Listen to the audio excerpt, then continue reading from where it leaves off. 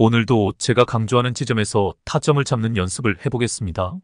그리고 일봉을 보기 전에 주봉을 먼저 보는 습관을 들이는 것이 좋습니다. 지금 우리는 스윙 매매를 공부하고 있습니다. 하지만 스윙 매매를 하더라도 중장기 관점에서 지금 주가가 어디에 위치해 있는가를 확인하는 것이 큰 그림을 그리는 데 도움을 줍니다. 차트로 바로 가보겠습니다. 에코프로 HN 주봉입니다. 상장 이후 긴 보합권을 유지하고 있습니다. 주가가 치고 올라가지도 않았지만 그렇다고 크게 하락하지도 않았습니다. 지금 가격이 시장에서 바라보는 이 종목의 적정 주가라고 할 수 있습니다. 향후 이 종목의 주가가 어떻게 될지 가늠해 볼 수 있는 가장 확실한 지표는 바로 거래량입니다. 대량 거래량이 터진 지점에서 이 주가를 보유하고 있는 사람들이 제일 많다고 보시면 됩니다. 그러니까 이 부분과 이 부분의 저점과 고점의 중간 지점이 이 주식 보유자들의 평단가라 할 수 있습니다. 다시 말해 이 부분에서 매물이 가장 많이 쌓여 있다는 의미입니다. 제가 차트를 매물대 차트로 바꾸어 보겠습니다. 보시다시피 정확히 대량 매물이 쌓여 있습니다. 주가는 긴 하락세 끝에서 이제 반등을 시작하였습니다.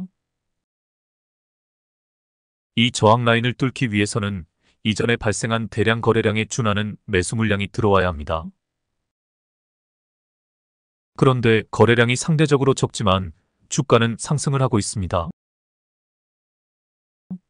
이는 이 매물대가 악성 매물대가 아니라는 뜻입니다.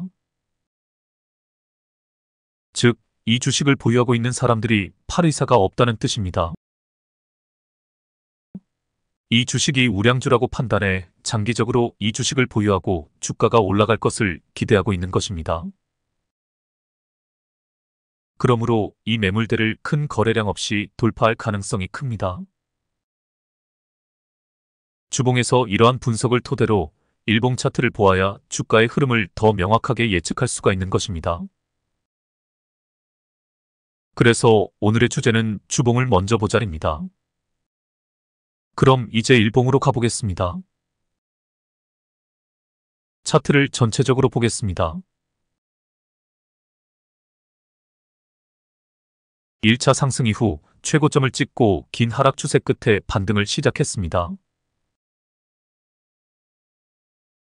최초 타점부터 타점이 나온 자리들을 검토해 보겠습니다. 그 전에 차트를 조금 더 확대해 보겠습니다. 반디 골파기 공중부양 그리고 볼벤 바닥. 최초 타점은 여기입니다. 이후 주가의 흐름을 보겠습니다. 보시다시피 긴 횡보 구간이 나옵니다. 횡보라기보다는 약하락이라고 봐야 할 것 같습니다. 61선이 깨지고 데드라인까지 깨졌다가 반등합니다. 이 부분에 주목해 보시길 바랍니다. 공중부양선을 활용해 타점을 잡는 방법은 딱 두 가지입니다. 골파기가 나온 부분에서 타점을 잡는 것이 첫째이고 공중부양선을 밑에서 위로 뚫어줄 때 타점을 잡는 것이 두 번째 방법입니다. 여기서는 골파기 지점에서 반등하는 자리에서 타점을 잡아야 하는 경우입니다. 이후 수면 위로 캔들이 올라왔지만 조정이 한 번 더 나옵니다. 그런데 이 지점이 61선과 데드라인의 이격이 좁아지는 지점이라는 것이 눈에 들어옵니다. 바로 이 캔들이 결정적인 타점이 되는 것입니다. 여기까지 주가의 흐름을 다시 한번 검토해 보겠습니다. 최초 상승 이후 바로 치고 가지 않고 이렇게 첫 눌림이 나오는 종목이 많습니다. 그리고 이 차트에서는 가격 조정뿐만 아니라 기간 조정까지 주고 있습니다. 그래서 기나긴 기다림의 시간이 필요합니다. 제가 관심 종목 관리의 중요성을 강조하는 이유가 이것입니다. 끊임없이 관찰해야 합니다. 하루에 한 번씩은 꼭 관심 종목들을 관찰해야 합니다. 저같이 욕심이 많아 너무 많은 종목들을 관리하면 안 됩니다. 정신이 하나도 없습니다. 내 역량에 맞게 딱 적정 수량 안에서 종목 관리를 해야 합니다. 제가 이렇게 비유한 적도 있습니다. 관심 종목들을 애완동물이라 비유하였습니다. 꼭 애완동물 키우는 느낌입니다. 내 새끼들 같습니다. 그렇게 애정을 가지고 관심 종목을 관리해야 합니다. 그래야 정확한 타점이 나왔을 때 바로 진입을 할 수가 있습니다. 딱 1년만 해보시면 아실 것입니다. 종목 관리의 중요성을. 다시 차트로 가보겠습니다. 급등이 나오고 나서 길고 긴 조정 기간이 나옵니다. 매도 타점은 공중 부양선을 활용해도 되고 하늘색 엠벨선을 활용해도 됩니다. 이제 하락 추세를 관찰해 보겠습니다. 61선이 깨졌습니다. 다시 반등하는 것 같지만 수면 위로 올라오지는 못했습니다. 이 부분에 주목해 보시길 바랍니다. 보이시나요? 정확한 타점이? 그렇습니다. 공중 부양선을 밑에서 위로 뚫어주는 양봉 캔들입니다. 61선을 돌파하는 장대 양봉은 한 타임 다음에 나옵니다. 그러므로 공중 부양선을 뚫어주는 작은 양봉에서 타점을 잡을 줄 알아야 합니다. 눌림에서 반등하는 자리이기 때문입니다. 이걸 놓치면 안 됩니다. 제가 이 양봉을 찾아주는 검색식을 만들기 위해 오늘도 수십 가지 조건들을 대입해보고 있습니다. 머리가 터질 지경입니다. 고수분들도 같이 고민해 주셨으면 합니다. 잡힐 듯 잡히지 않고 있습니다. 결정적인 조건이 미치겠습니다. 나도 모르게 담배 소비량이 늘었습니다. 이러다가 제명에 죽지 못할 것 같습니다. 지금 제 처지를 비유하자면 숲속에서 여우 사냥을 하는 사냥꾼 같습니다. 요리조리 도망다니는 꽤 많은 여우를 쫓아다니는 느낌입니다. 분명히 여우 꼬리가 보였는데 쫓아가 보면 어느새 깊은 숲속으로 여우는 도망치고 없습니다. 포기할까도 생각해 보았고 대충 만들어 볼까도 생각을 했지만 자존심이 허락하지 않더군요. 이 꽤 많은 여우놈들 꼭 잡아내고야 말 것입니다. 어릴 적 기억이 생각납니다. 방과 후에 동무들과 논두렁에서 미꾸라지를 맨손으로 잡던 시절이 있었습니다. 재빠른 미꾸라지가 잡힐 리 만무합니다. 그러다가 어떤 녀석이 잠자리채를 가져오더군요. 나중에는 어디서 구했는지 고기 잡는 그물망까지 등장했습니다. 한쪽에다 그물망을 논두렁에 박아놓고 반대쪽에서 몰이를 해서 미꾸라지를 잡았던 기억이 있습니다. 조건 검색식은 꼭 필요합니다. 미꾸라지를 잡는 그물망이기 때문입니다. 하지만 어설픈 그물망이 아니라 미꾸라지가 다니는 길목을 딱 하고 지키고 있는 강력한 그물망을 만들어야 합니다. 다들 같이 연구해 주시길 바랍니다. 다시 차트로 가보겠습니다. 여하튼 저 결정적인 양봉 캔들을 놓치시면 안 됩니다. 이후 상승 과정에서 또 눌림이 나옵니다. 이번에는 공중 부양선을 밑에서 위로 뚫어주는 지점에서 타점을 잡아야 합니다. 하지만 주포놈이 전조현상 없이 갭으로 뛰어 공중 부양선을 돌파해버립니다. 이런 경우 장중 대응이 가능하다면 바로 따라붙어야 합니다. 이후 좀 더 상승하다가 공중 부양선 안쪽으로 음봉이 떨어집니다. 매도 타점입니다. 우와, 하락의 각도가 장난이 아닙니다. 21선이 깨지고 61선이 깨지고 데드라인까지 깨고 반등을 했네요. 타점을 잡자면 역시 골파기 지점입니다. 작은 골파기라고 무시하면 안 됩니다. 작은 골파기에서 급등이 나오는 경우도 많습니다. 골파기 지점에서 데드라인을 돌파하는 양봉이 보입니다.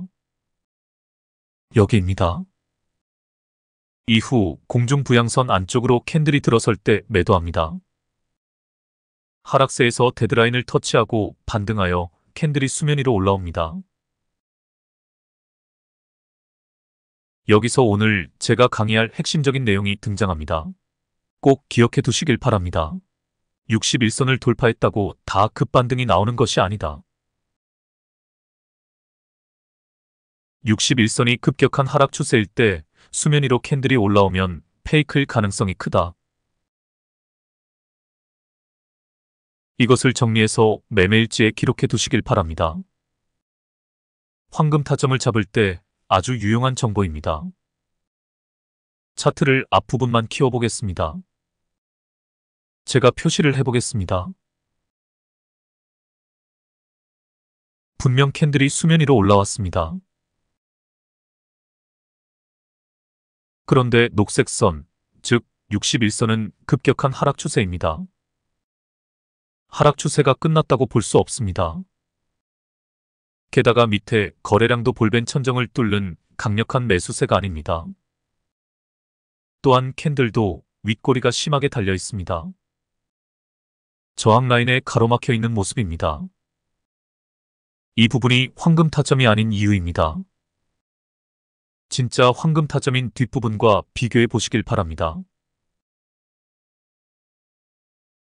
일단 61선이 하락 추세가 아니라 최소한 횡보를 보이고 있습니다. 밑에 볼벤 상단을 뚫는 강력한 매수세가 등장합니다.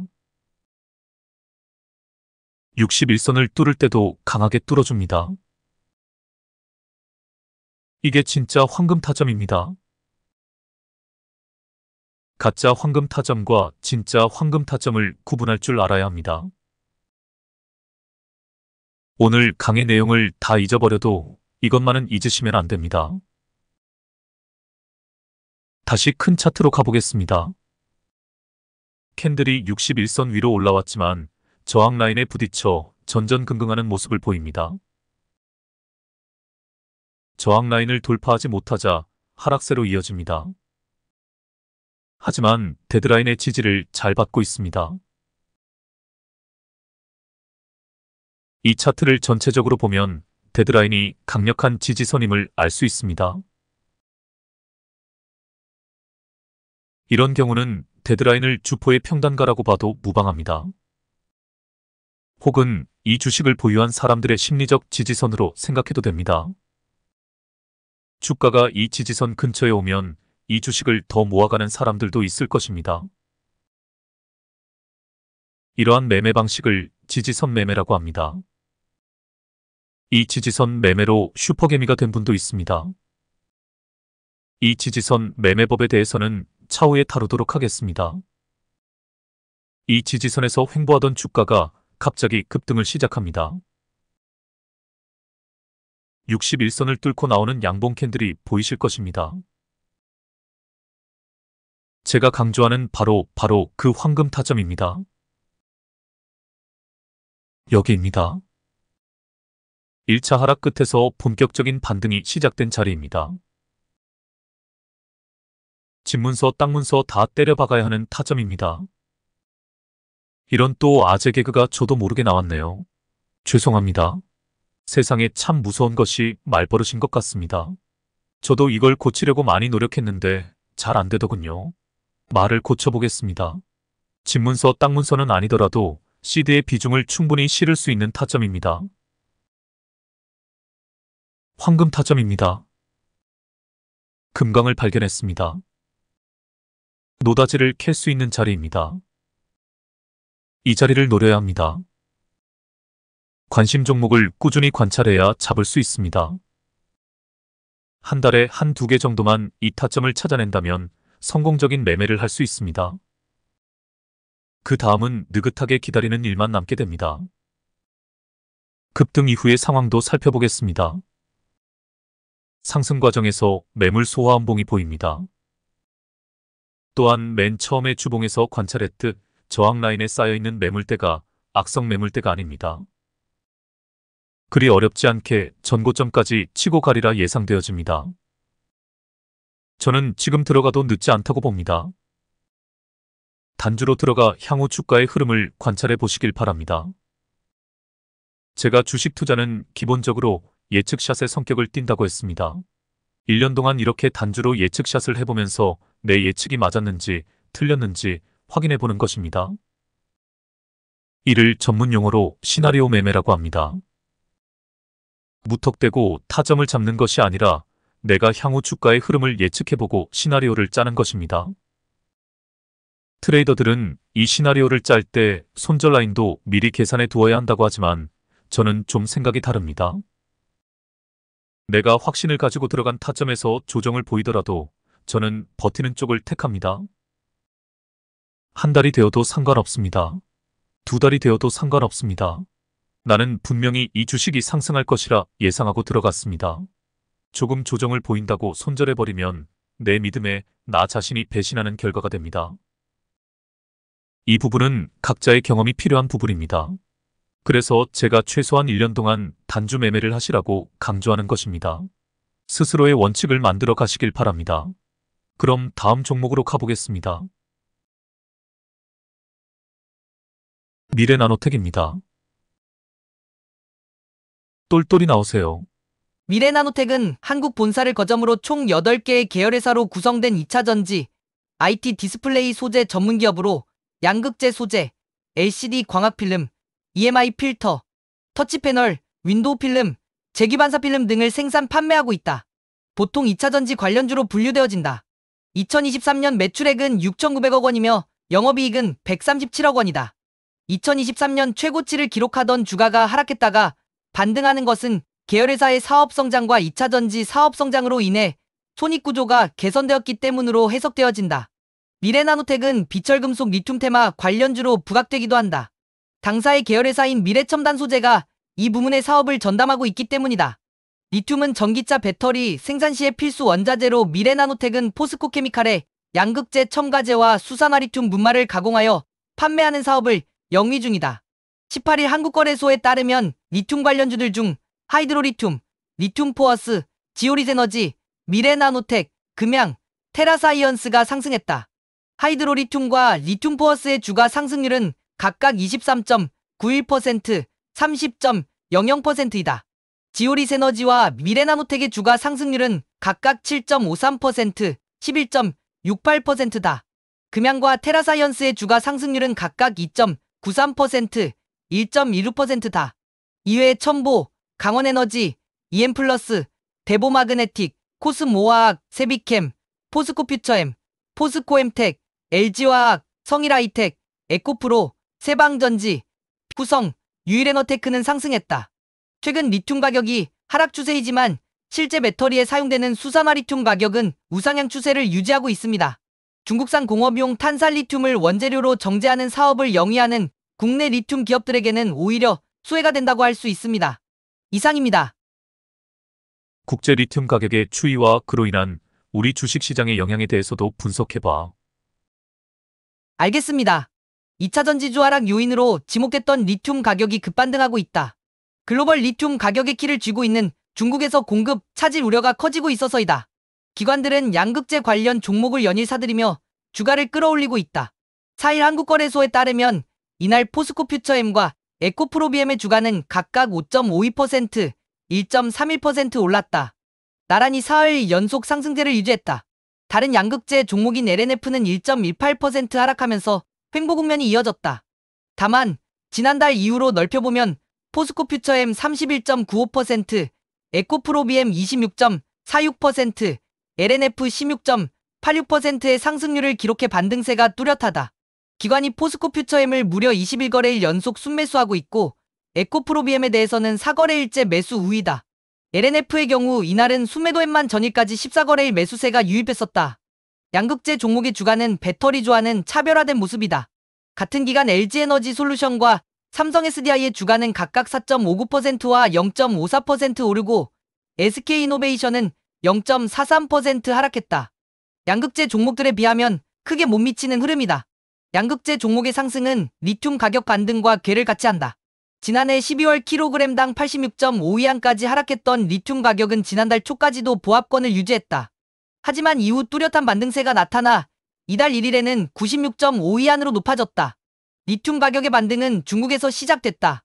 중국 환경부가 리튬 주요 산지인 장시성 이춘시에 대해 환경검사를 실시하겠다는 방침을 밝혔고 칭하이성의 무분별한 리튬 개발과 폐기물 방치를 지적한 때문이다. 중국 내에서는 장시성 리튬 광산이 1개월간 생산을 중단하면 글로벌 리튬 공급이 13% 감소할 것이라는 분석이 나왔다. 다만 리튬 가격의 반등이 지속될지는 미지수다. 세계 2위 리튬 생산업체인 칠레 SQM사는 올해 글로벌 수요가 20% 증가할 것으로 예상했으나 생산 능력 과잉에 따른 가격 하락 가능성을 배제하지는 않았다. 삼성선물 김광래 연구원은 중국 리튬 광산 및 공장의 생산 중단 소식이 이어질 경우 탄산 리튬 가격은 미약하게 남아 회복할 수 있을 것이라면서도 지나친 광산 개발과 전기차 성장 둔화로 인해 2025 내지 2026년까지는 낮은 가격이 지속될 것으로 보인다고 진단했다. 그는 현재의 낮은 가격과 그로 인한 투자 부족으로 장기적으로는 대규모 리튬 경색 위기가 발생할 수 있는 위험이 상존한다고 덧붙였다. 항시 시황에는 트렌드라는 것이 있습니다. 장기적으로 국제 리튬 가격이 어떻게 될지 모르지만 단기적으로는 중국의 영향으로 리튬 가격이 상승하고 있는 것이 사실입니다. 주식시장은 현물 시장의 상황을 누구보다도 빠르게 반영합니다. 그러므로 발빠르게 시황을 파악하는 것이 중요합니다. 당분간 리튬 관련주들이 시장에서 강세를 보일 것으로 예상됩니다. 저도 어제 하이드로리튬 종목의 단타로 들어가서 꽤 수익을 내고 나왔습니다. 미래나노텍은 리튬뿐만 아니라 제가 기억하기에 패널 부분에서도 랭킹파이 2위를 기록하는 우수한 기업입니다. 게다가 광학필름 분야에서는 세계적인 기술을 보유하고 있는 것으로 알고 있습니다. 국내외 특허도 500개나 가지고 있다고 합니다. 투자도 공격적으로 하고 있으나 주주 친화적인 측면에서는 그렇게 좋아 보이지는 않습니다. 이 부분은 그냥 제 개인적인 생각입니다. 여러 가지를 다 고려해야 하겠지만 지금 시황으로 보면 리튬 관련주로 부각되고 있는 것 같습니다. 차트로 가보겠습니다. 주봉을 먼저 보겠습니다. 22년부터 꾸준한 상승세를 이어오다가 작년 4월경에 하락세에 접어들어 올 초에 다시 반등한 모습입니다. 주봉에서도 일봉과 마찬가지로 차트를 분석할 수 있습니다. 큰 그림에서 1차 상승, 1차 하락 이후 2차 상승을 시작한 시점입니다. 주봉상에서 황금 타점이 맞습니다. 최근 상황에 주목해 보시길 바랍니다. 상승 추세에서 눌림이 나왔습니다. 거래량 캔들을 보면 거래량이 조금씩 줄어들고 있습니다. 거래량이 줄어드는데 가격은 소폭이지만 올라갔다? 어디서 많이 듣던 말 아닙니까? 그렇습니다. 최저 거래량 기법으로 타점이 나왔다는 뜻입니다. 팔 사람들이 다 나가서 이제 살 사람만 남았다는 뜻입니다. 주봉에서도 이렇게 충분히 시세를 파악하는데 거래량 기법을 사용할 수 있습니다. 또한 121선을 터치하고 반등하는 것도 기억해 두시길 바랍니다. 이 종목은 121선이 지지선으로 작용한다는 뜻입니다. 일봉으로 가보겠습니다. 최초 타점은 여기입니다. 최초 상승 이후 바로 치고 가지 못하고 긴 횡보 기간이 나옵니다. 골파기가 2번이나 나옵니다. 단기적으로 수익을 창출할 수 있는 구간입니다. 하지만 대세점은 여기입니다. 수면을 뚫고 올라오는 장대 양봉. 대시세의 초입을 알리는 신호탄. 이걸 또 이름을 붙여보고 싶은데 적당한 용어가 떠오르지 않네요. 잉어 캔들이 어떨까 싶습니다. 고요한 아침 물 한 개가 수면 위에 낮게 깔려 있을 때 잉어 한 마리가 갑자기 수면 위로 튀어오르는 모습이 연상이 됩니다.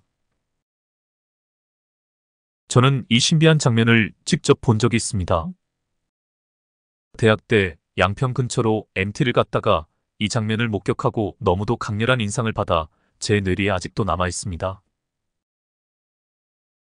좋습니다. 잉어 캔들로 하죠. 잉어 캔들이 출연하면 비중을 실어 매수하라. 우리들만의 황금률이 또 하나 탄생했네요. 이후 주가는 21선을 거의 깨지 않고 상승을 합니다. 그러다가 제대로 눌림이 한번 나옵니다.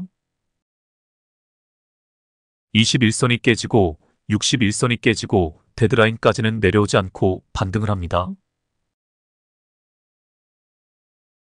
반딧대 거지 까누니 공중부양선을 뚫어주는 양봉. 동시에 61선 회복. 바로 이 자리입니다.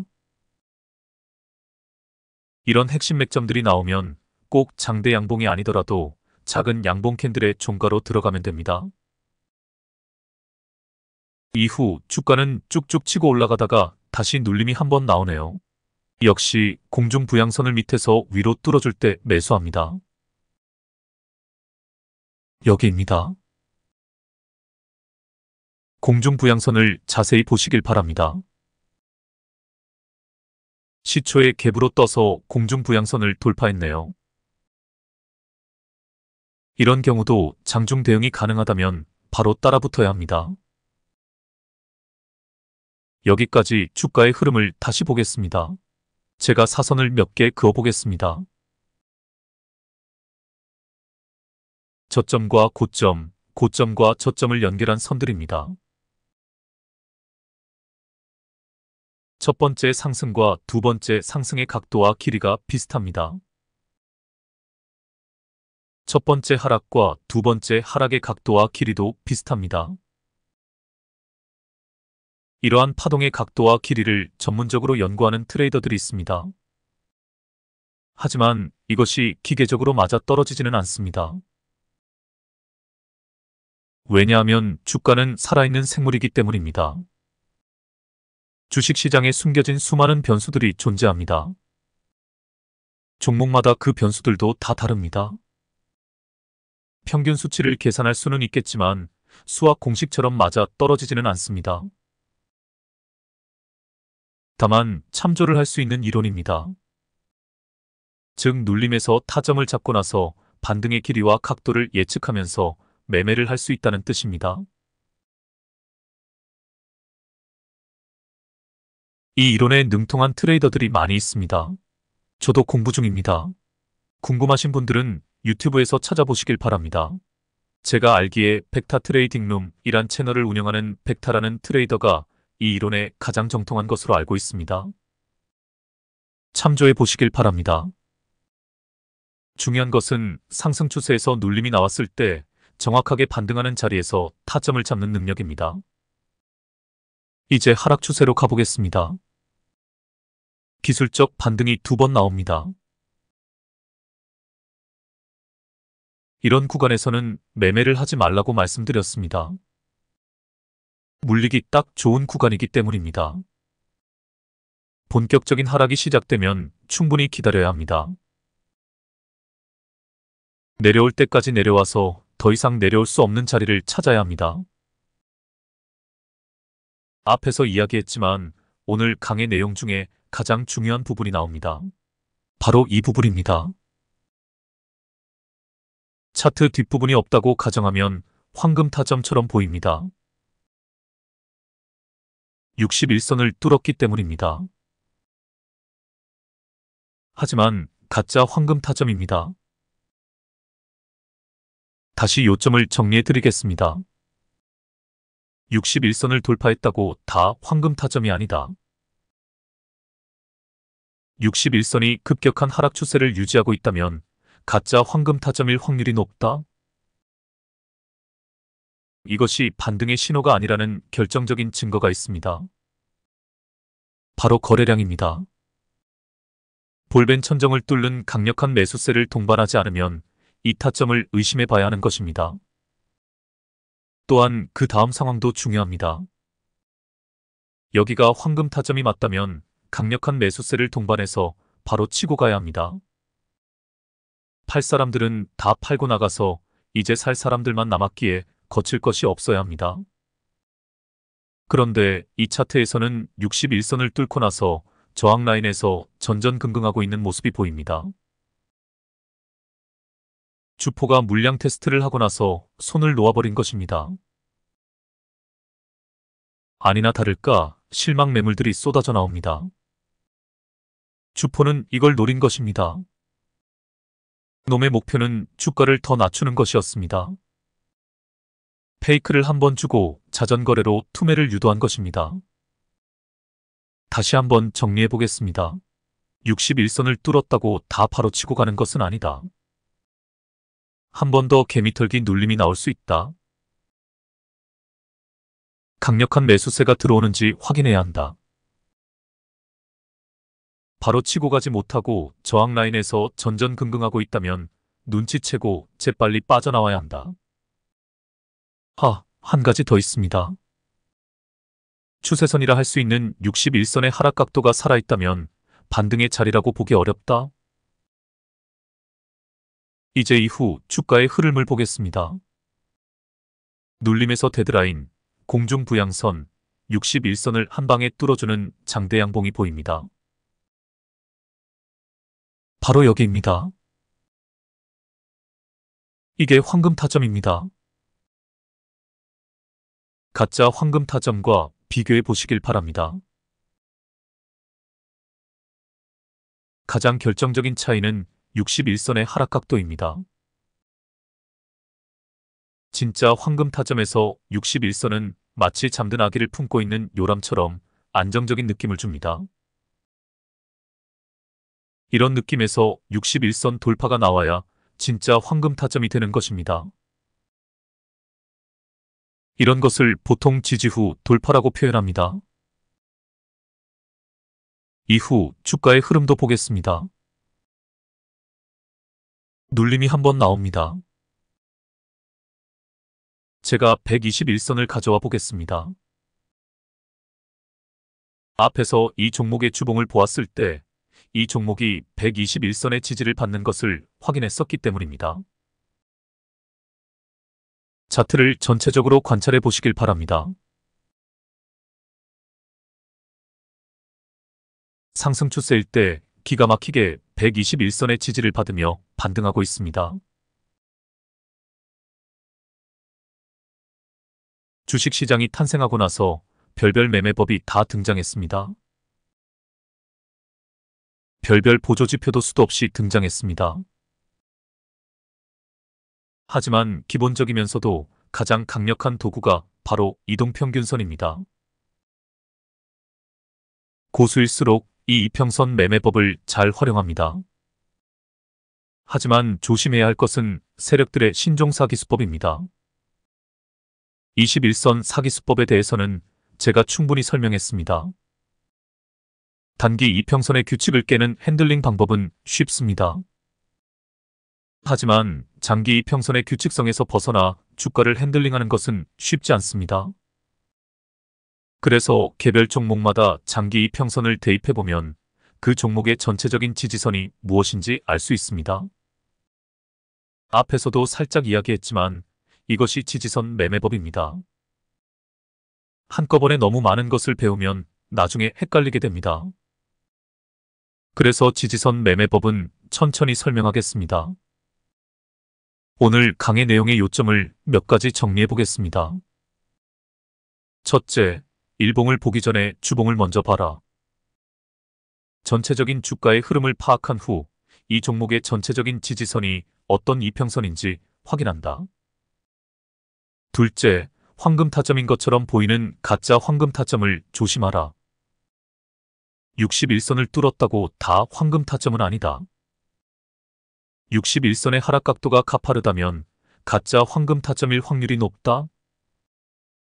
또한 강력한 매수세가 동반되었는지 확인한다. 61선을 돌파하고 나서 이후의 상황도 중요하다. 저항 라인에서 전전긍긍하고 있다면 가짜 황금 타점일 확률이 높다. 진짜 황금 타점이라면 강력한 매수세를 동반해서 바로 치고 가야 한다. 이상입니다. 오늘은 여기까지 하겠습니다. 오늘도 중요한 내용이 많이 나왔습니다. 반복 시청하시길 바랍니다. 그럼 다음에 뵙겠습니다.